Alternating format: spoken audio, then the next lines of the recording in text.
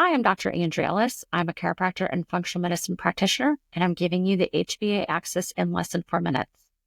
Let's get started.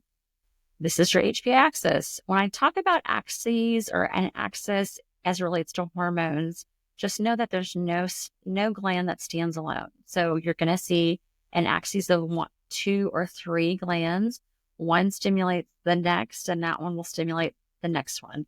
And so when we're doing testing, we want to see if a gland is having a primary, secondary, or tertiary hormone issue. So this axis is the hypothalamus, the pituitary, and the adrenal glands. Your hypothalamus and pituitary are connected almost like one unit. They are in your brain, located just underneath your hippocampus, which is your brain center for emotions, which makes sense since we're talking about stress in this situation. So normal HPA axis function, we always have a normal amount of cortisol and it fluctuates through the day. So your hypothalamus at the top stimulates the pituitary gland, which then turns around and stimulates the adrenals to produce cortisol. And the cortisol stimulates the hypothalamus to either increase or decrease its production as you go through the day. Now, so when we have a stressful situation, at the top, we're going to see that normal axis, right? We've got the hypothalamus, the pituitary, and the adrenal gland. If you move to your bottom right, where stress begins, we're going to see an increase in the production of the hormone CRH that stimulates the pituitary. Pituitary is going to increase its production of ACTH, which then stimulates the adrenal glands to then increase its cortisol production. Because when you're stressed, cortisol increases. It wants you to get away from the danger.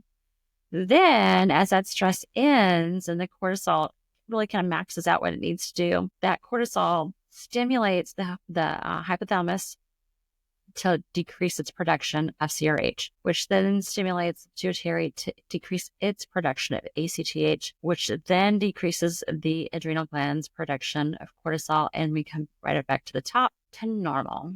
So when I tell that story, I usually get a laugh because, right, when does that stress end for some people, right, or for most? So the stress is the gas on the system, right? It's increasing the production of all of those hormones. But as I was saying previously, that cortisol is the brakes. It stimulates the hypothalamus to stop producing its CRH. And so when you've got a long, prolonged, stressful situation where you've got the gas going and the brakes going, we're going to get dysfunction. So then what happens is then the hypothalamus doesn't completely stop producing its hormone, but it greatly decreases it, which then has pituitary barely putting out its hormone, which then has the adrenal glands barely putting out its hormone. So we're going to see things like adrenal fatigue in this situation. Problem with that axis shutting down when that hypothalamus at the top of this picture and that pituitary stop producing its hormones, as you can see here, we've got many other glands that are affected by this. If we go to that left-hand side where that